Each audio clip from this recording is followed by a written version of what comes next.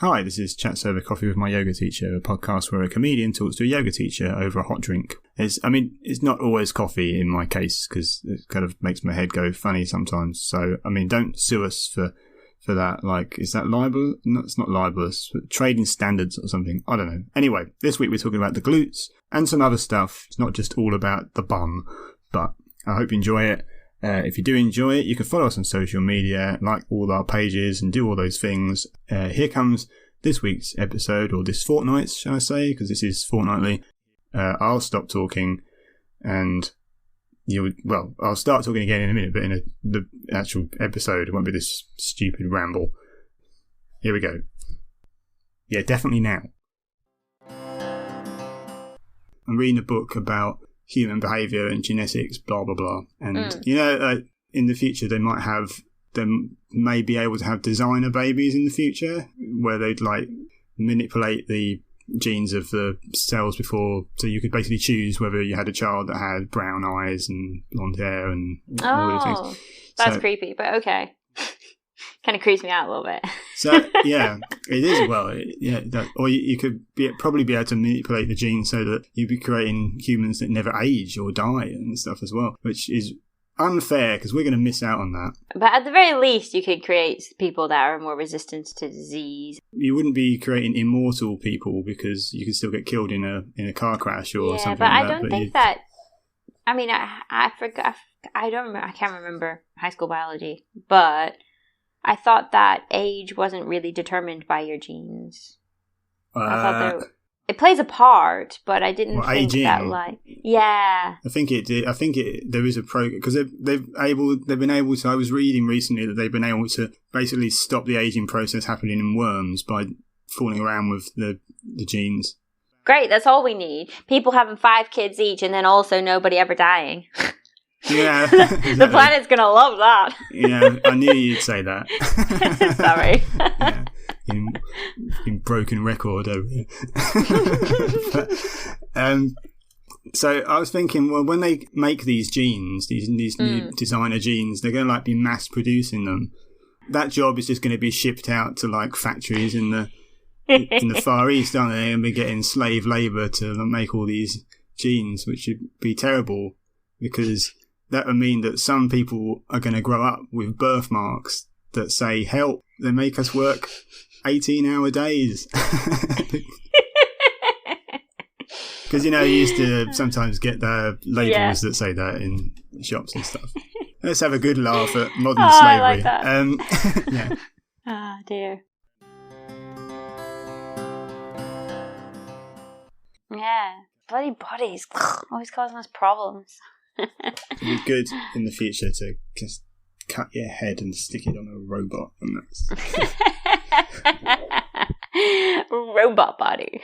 You wouldn't have to do yoga then, would you, to feel better? You just No, you just go to the garage, go to tune up and be like, I think I need some more oil here. This is a bit stiff. Annoying, right? Things go wrong with them. Something that I've noticed kind of appearing at the moment and seems to be in multiple places, like I randomly watch a TV show and it's about it. Andrew saw a post from his manager that he used to work with and it was all about this. And my friend that I just saw yesterday, we went for a walk, she was talking about it, was just basically having kids. Right. so getting pregnant and having a baby and stuff. And it's really interesting. They were saying you can try and do tests to find out how many eggs you have and in general your reproductive health. So how long you might have to keep, to how long you have roughly to start having babies or not, I don't know. It's just something that I've seen popping up in my life everywhere. Because I think I'm getting to the age now where I really need to start making these decisions, as in finalizing my decision if this is going to happen or not, within the next 5 years or so. And the more I think about it, the more I can only think of cons, which isn't very good. Not that I don't love kids. I love babies and stuff. Absolutely. I kept saying to Andrew, I really love babies. And he's like, but it's only a baby for a few months, right? Yeah, it's like getting a puppy, isn't it? Yeah, exactly. Yeah. I'm not going to get a baby because I love babies and then get rid of it. It's not, I can't do that. So it's just a bit like, oh, and I kept thinking of everything and the house we were making and the lifestyle we really enjoyed traveling and everything. And everything I could think of was just con after con after con. And I was just like, I don't know, it's just, the more I think about it, it's just like, all cons? You might feel differently when you find out how many eggs you got left, though. Well, I don't know, because it was funny because I said to my hubby yesterday, I said, oh, my grandma didn't have any children because she went through early onset menopause in her 20s. And he was like, oh yeah, she's not a blood relative, is she? I just said she didn't have any children. Yeah. Which quite made me laugh. Like, no, she's not. But I know it's an issue that can, things that can happen. You never know when you run out of eggs. Unless you pay for those tests and stuff. The last ones aren't the good ones, though, are they, either? I don't think so. They've deteriorated by then or something. The best before end dates on... I'm not sure that's how it works, but... They don't have stickers of a lion on them. The Queen's seal of approval. Yeah. I just wonder if that is, is it serendipity, where you just see things because you're thinking about it sometimes? Like, it's suddenly everywhere because you've thought about it. Yeah. I mean, it could be. It could be that, once you realize something and then you notice it everywhere kind of thing. Yeah. Or it could be a bit more like, I don't know, it could even be some sly marketing. What, like the Nazis did in the 30s when they were trying to get more people to have children? Do you think that's what's going on? I don't mean like that. I mean it like I'm at the time when people normally would be thinking about having children if they haven't had them yet. If they didn't have children earlier, in their 20s, they would be like, oh, right, I really need to really think about this now and decide if I'm going to have kids or not. And maybe marketing pick up on that and you might get some targeted ads or something. I heard this, right, because if you've got like an app on your phone or something that tracks your period, that you get targeted marketing at different times of your menstrual cycle because they know you're vulnerable to certain emotions. If that's, obviously that doesn't happen to me, I don't think. But well, do you have an app on your phone that is tracking your cycle? I just do it on a calendar. Oh, right, yeah. Oh, old school, yeah. So I know on my sperms that it's most ripe, So I'm ready for go. Yeah. No, I have heard that before though about if you use one of those kind of apps that you tend to have to agree to them marketing and taking data and stuff, and then they use that to work with other apps whatever other apps you're on, and then they target you based on that kind of thing. I feel like targeted marketing makes sense, but I also think if you're going so far as to think oh, she's on her cycle, she's probably craving magnesium, which is the main ingredient or the main mineral you get out of chocolate, which is why we tend to crave chocolate. So then it's oh, well, I'll push some of these chocolate bars at her, and it's oh, well, that seems a little bit mean. That. Yeah, but you would do. Of course, you'd do it though, wouldn't you? Of course, they work like that. I know, but I just they think don't think that's it's a bit mean. We won't advertise to her. I feel like it's one step too far, if you know what I mean. Welcome to the 21st century, and I don't subscribe to targeted marketing on a lot of things. I can opt out of. I got yesterday. I had something come up in my timeline on Facebook, sponsored ad, right? And it was of me, not something I did, but it was a comedy night I'm doing at the weekend. Oh. So it's just my face come up and it said sponsored, and I was like, oh. Is it because they know I'm interested in me? Because they know I'm very, egotistic? And I don't know. It's been weird. So I get advertised a lot of comedy nights, and I think it's just because I do go to a lot, but I wouldn't watch them. But when you pay for it? No. Quite the opposite. I'd only go if you pay me. Exactly. You've got to pay me to go, otherwise I'm not going. No. So you're not really a big comedy fan then, are you? No, I'm not. But I know you said about you haven't been planning to have children. No, I don't want them. And is that kind of, I'm going to say set in stone? Is that something you've kind of thought about, decided, and bam, absolutely not? Neither of us have tried to convince the other one it's a good idea. So it's just, I'm not saying people shouldn't have kids. Yeah. But you should have kids if you want kids. If you don't want kids, well, it's stupid, isn't it? I mean, they're a bit of a commitment, aren't they? I mean, that's your whole life. Your whole life kind of pivots a bit, isn't it, afterwards? So I think sometimes people think like, oh, well, it's at least until they're 18 or something like this. It's like, no matter what you do, they're going to be there for your whole life. That is it, forever. And that might be lovely. But it never ends. Like, you still worry about them forever. My dad still worries about me driving late at night and stuff and whatever. Absolutely. But he does the same thing. He drives late at night, but, it doesn't, like, when it's you think you're in control, don't you? Yeah. I think if I would have kids if I was really, really, really, really middle class or upper class.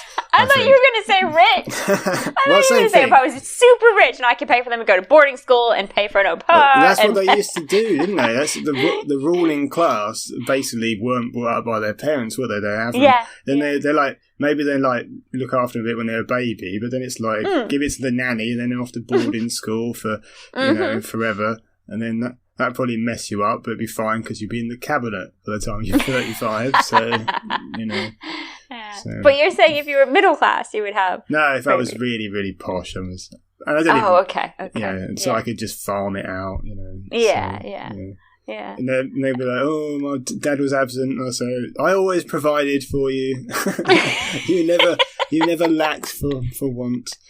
That's what I'd say. But then I feel like there was a lot more emphasis on things like carrying on a family line as well. And, and a part of me is like, why is that important? I'm not going to just have a kid just so that my name lives on, really. Yeah. I can live on from my work. That's why. Yeah, there you go. Write a book or something. Also, none of it matters anyway, does it? I mean, it's so short-sighted. People think they're going to be immortal because they do good work or because they have a statue of themselves, but in 300 years' time, that won't be there. So I know, like, who's really going to... I mean, even the ancient Greek stuff, which is obviously quite old, how much of that has really survived to, like, being not only important, but well-known? Tiny bit compared to the society and what they must have been creating at the time. So it's no comfort to me that people will remember anything I do after I die, really. Yeah. Not in terms of those sort of... I mean...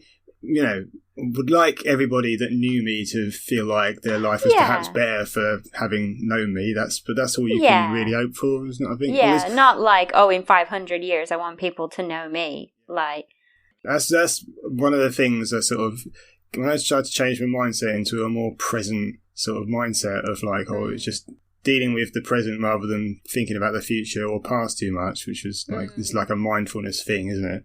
I think it's just become a little bit less asked about, what the future means for you and stuff, because you're not going to be there. So you just appreciate the things that you're doing in the moment, rather than, it doesn't mean be hedonistic and not care about it. I mean, because you'll probably start talking about climate change again, won't you? So, well, it has come up. Like, I don't drive. I really don't want to drive. If I had a kid, would I have to drive?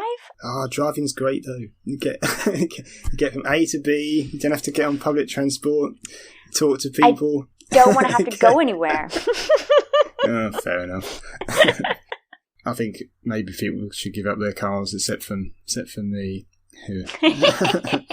Yeah, everyone else. Yeah, well, it's always everyone else, isn't it? But I find it very difficult to do what I do without having a car.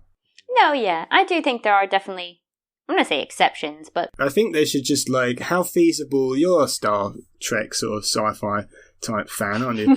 How feasible is, and you're a scientist also, aren't you? So how feasible is, like, teleportation and stuff? Like, that's not really feasible. I think a more feasible thing would be something like they have in Star Trek, where they have, like, the replicator. So you press buttons and it creates... what you want for you. So like like when they make food, they can just say like, give me an apple, and then it makes an apple. Okay. So I think theoretically the idea of taking energy and turning it into substance is obviously there, or it's just going backwards, E equals mc squared. Like that is in a sense possible, but the complexity of that would be absolutely ridiculous. And I don't see how you could turn someone into light and then turn them back into themselves again. Like I I don't think that so would I be. couldn't like say I've got a gig in London this weekend and say, oh well, just like a Oh, program. it's such an awesome dream, though. Like, I would absolutely love that. Yeah, I could do a couple of gigs a night then, couldn't I? So, Babe, I'm in Birmingham. Babe, London. it'd be the same comics doing all the work because it'd just be the most in-demand one. We'd just be able to just like jump from one to another. They'd probably jump all around the world as well, wouldn't probably, they? Yeah, so. Oh, So gosh. maybe a bit like that in a 50 years time or something. Yeah, I'd go for that. But you're saying it would be. Are you saying you couldn't see it being like I couldn't jump from one device to another, but I could replicate myself in another device? Yeah, possibly. Yeah, but would that other me that I replicate have the smarts to be able to be on stage? Would they have the experience of the years and would they know all the jokes or? Because then that could be quite bad. I might get a bad review and they'll have to say, oh, well, this is a replica. It wasn't actually me. So let's talk about bums. Butts. Yeah. So did you do the glutes class? I didn't. I didn't. last week?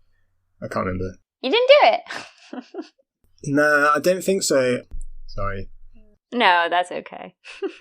So what's so good about them then? About your glutes? Yeah. What's why should I care about like working on them? Like, well, apart from to look good, obviously, you know. Like, oh yeah, obviously you want, so you want a nice looking butt, so I can wear tighter trousers and.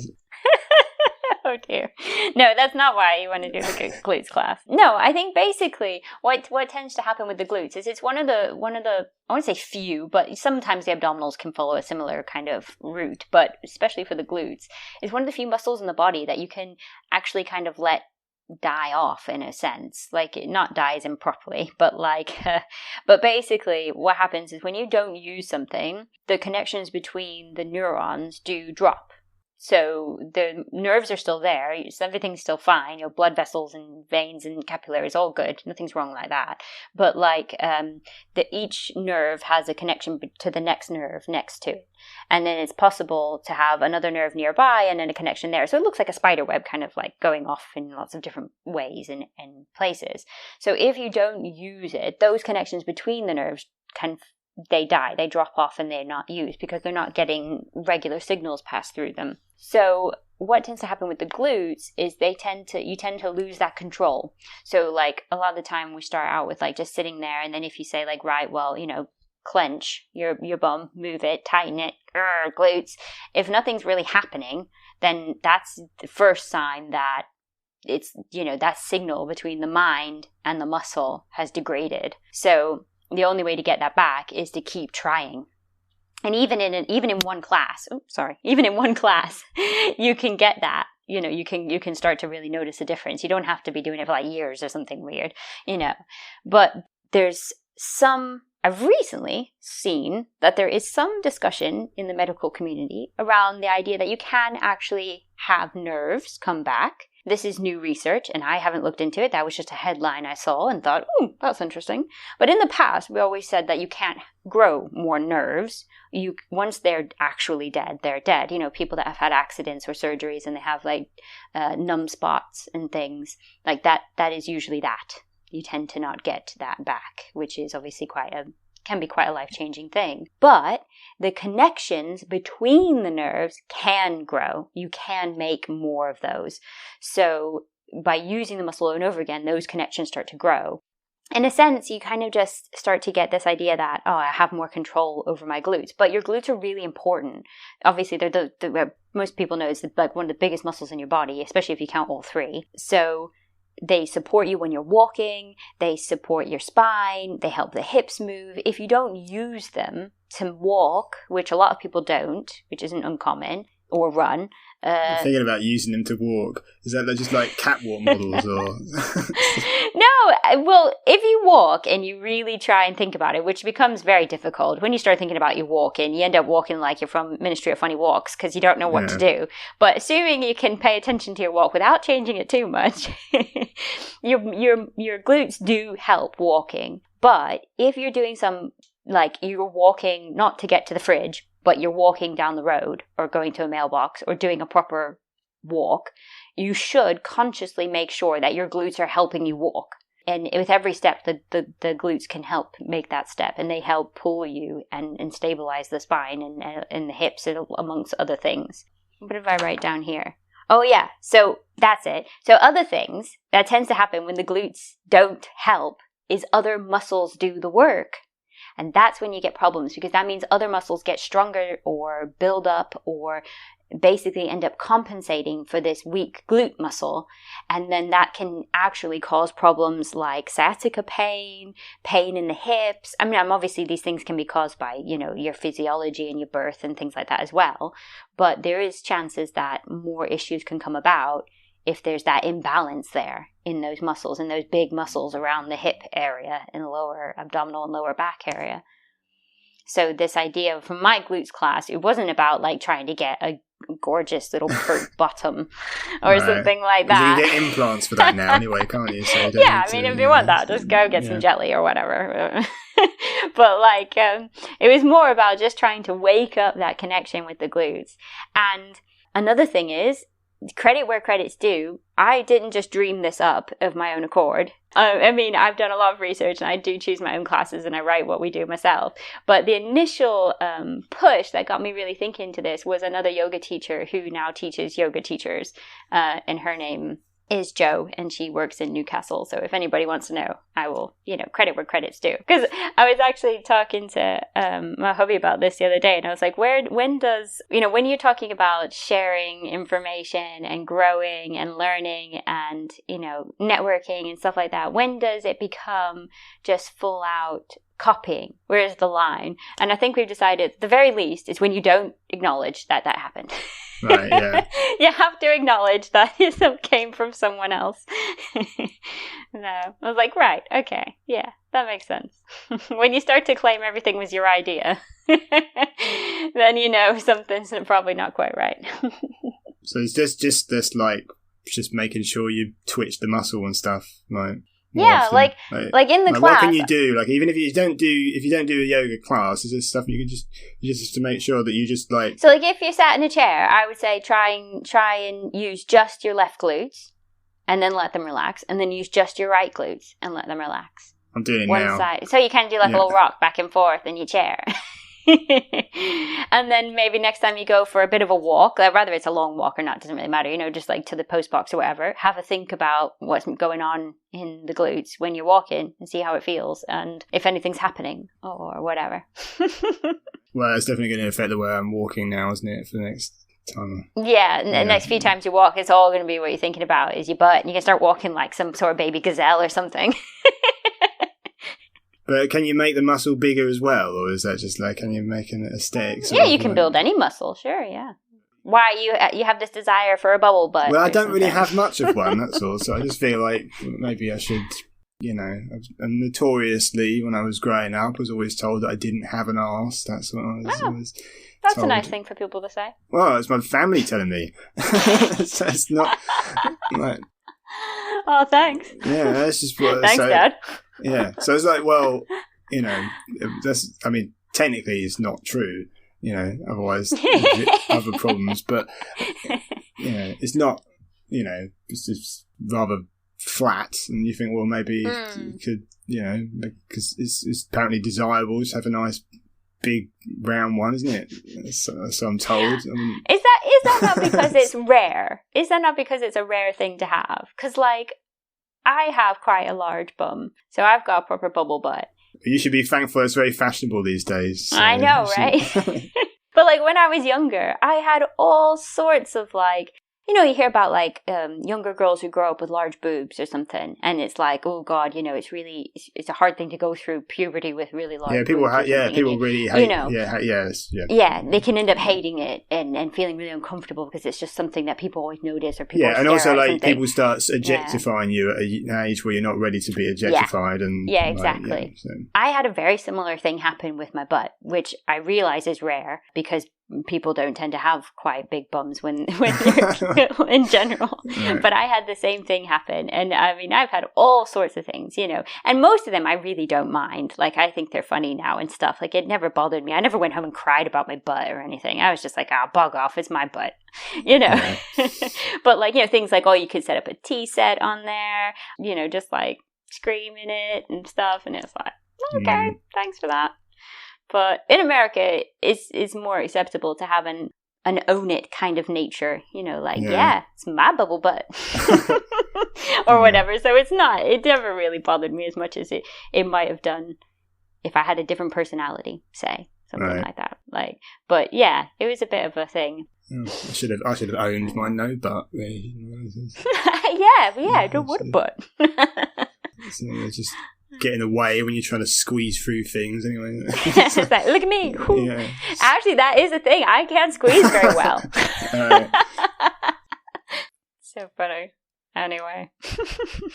Does it all kind of, I mean, one thing that reminded me of, you know, when somebody's sitting down and then squeeze one and then another. I once went to, I was doing a weekend at the stand in Edinburgh. And I had to stay for the Monday, Tuesday because I had other things, and they put you in a bit of flat. So I had nothing on the Sunday. On the Sunday, there was an afternoon show by like two female comics who are they're in the late 40s now. It was called Fannies or something like that. That's what they called the show because they're like, nice. You know, they're just like riff and stuff. But they were talking about doing pelvic floor exercises. Yeah. And for a while after that, I started doing pelvic floor exercises because they said that, and that was just the same sort of thing, like sitting in a chair and like clenching and stuff and making you do that. Sure, you do that sort of thing. And I forget why I was supposed to do that. I think it was to make sure that I could still have an erection in my 80s or something like that. But I don't know why I was concerned about it. I don't know what I think is going on in my 80s, but. But do you advise people to do pelvic floor exercises and stuff like that? Because it's right. So you should maybe continue. Yeah. So there's two things. So one of the biggest things is, yes, men and women both have pelvic floors. That muscle is there. It basically the whole the pelvic bowl. So like where the hips form, the whole hip kind of carriage that is lined with muscles. There's more than one pelvic floor. It kind of builds up, but basically there's that muscle line, and it basically holds everything. So all of your organs, your digestive system, everything, your womb, you know, everything's being held by this muscle there. Like it kind of coats that pelvic bowl. So it's a really important thing to have. Okay. When you have a baby, that muscle gets damaged. Another reason not. Another con. Another con. But like basically that muscle, you know, it takes the brunt of having this baby, obviously. And it needs to, it needs to move out of the way and things need to happen. And basically your pelvic floor also controls to some extent how well you can hold your wee. So because that muscle is so linked to your bladder, that means that it must be in good working condition or you can wee yourself. So it's quite common for people to, especially women who've had multiple children, if they have a good laugh or if they sneeze or something like that. I've heard that. I've heard women do comedy like that. Yes. Yeah, so, and it's little sneeze, little laugh, some's coming out. You know, It's not uncommon, and there isn't always something you can do about it depending on the birth and what's going on. This is not something that you should think, oh, now something's wrong with me. That's not necessarily, you have to see what happens and talk to your doctor about it. But assuming it's just a weak muscle, then yes, doing pelvic floor exercises will really help. Even during pregnancy, they recommend it regularly. But it is possible to overdo it. It is possible to make that muscle too tight and too strong. And that can also cause problems, particularly in pregnancy and stuff. So if you're like an absolute, fitness fiend and you exercise hours every day and you're like, raw, and then you're like, pelvic floor, like it is possible to overdo it. Right. But majority of people, I would say, don't risk that. The majority of people are probably just needing to think about it a bit, which is why I do toss it into my classes every now and then. Like when we're in our warrior 2 or in a balance pose, I might say to completely zip up through the core, pelvic floor, lower belly muscles around the lower ribs. Right. Yeah. No, you know what you're doing. Yeah. Yeah. But in a sense, they're the same. There are some yoga exercises where they say to clench the whole bottom, so you're not just your glutes, but around all the little holes and things, and the pelvic floor, and squeeze and lift up and everything like that. So everything is tense from your waist, to your knees, kind of thing. So even if that's the only way you exercise it, there's no wrong way per se. It's just you're doing everything rather than just one set of muscles. Now, will that help? Like, out of curiosity, I don't know this. Will that, when you get older and you need to go to the toilet like twice a night and stuff like that, will that potentially help those sorts of things or not? Probably not. Okay. I could be wrong with that, but I'm leaning towards the fact that, especially in guys, I think that has something more to do with the prostate gland. Yeah, which means you're not masturbating enough. That's what. Yeah, obviously. That's what it is. Yeah. So. But I think if you have an issue with your pelvic floor and things, then you would know you have an issue when you like holding your wee. So like if you're holding to wait to go to the loo, or if you sneeze or something like that, I think that's more likely to be the sign rather than needing to go to the loo frequently. I think that's a different issue. Okay. Not saying that anything isn't related, but I wouldn't have made that connection. But obviously, I am not a doctor, so please do talk to your doctor if you have any issues with your bladder or pelvic floor. That's the caveat to everything, isn't it? I'm not a doctor, but... I'm not a doctor. Don't expect me to be a doctor, please. Are you going to be a doctor, though? Because when you finish your astrology... Don't say astrology. I always say the wrong thing. It just comes out, doesn't it? I know what one is. It's a non-bogus one you do. Astronomy. Yeah. No, I won't. I'm just getting a degree. I mean, unless I keep going. You're like this. There's a comedian called Matt Winning who actually is a climate scientist. And he's very funny. I bet he's now concentrating on mainly climate change related stuff. As humor, like climate change humor. Yeah, it's the last few shows have been about climate change. Oh, that might be good. Yeah. I'll send you a link to him. He's written a book actually as well. And he sounds a really nice guy. I used to be in competitions with him when we first started, and well, he beat me in one. So, but I don't mind. I don't mind. Yeah. Anyway, but he's a good guy, and but he had a joke once because he's a climate, like he's a doctor, like in climatology or something like that. And so he had a joke where he said that because I'm a doctor in climate science, what I like to do, if I'm ever on a plane and I hear someone say, "Help, is anybody a doctor?" I like to stand up and say, "It doesn't matter, we'll all be dead in 20 years anyway." That's great. Yeah, it's a good joke. Anyway. Thanks for listening. It's a good joke that, wasn't it? But it's not my joke, it's Matt Winning's joke. Credit where credit is due. I'm just crediting him. I don't know if even... Is that bad form to say another comics joke on a podcast and stuff, even if I'm talking about how much I like the joke? Other people must have done that to me. Absolutely convinced they must have done that because obviously got good jokes. Hopefully, maybe that's my ego showing through thinking that everyone's talking about me, which is probably not. Anyway, I'm sorry Matt finds out and is angry, but if you did like that, do check out Matt Winning. I think his shows are on Next Up. Maybe wrong, but he's definitely got a book. Anyway, back to this thing. Thanks for listening. I hope you've enjoyed that. Next fortnight, we're back talking about stress. So join us for that. If you enjoy our show and you haven't already, you can do all the things that make algorithms like us more and help other people find the show, like sharing it, liking posts and giving us reviews and 5 stars on Apple and all that stuff. And so if you wanted, that'd be very nice. But no one's holding the gun to your head. Like, I'm not doing it. It's cool. You do it. It's cool. I'm very relaxed about it. Follow us on Instagram as well. Why not? And Twitter. Twitter's rubbish, isn't it? It's just angry people.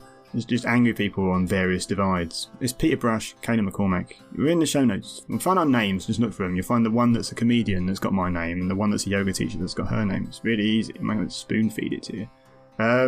Right. Going to do some pelvic floor exercises now. See you later.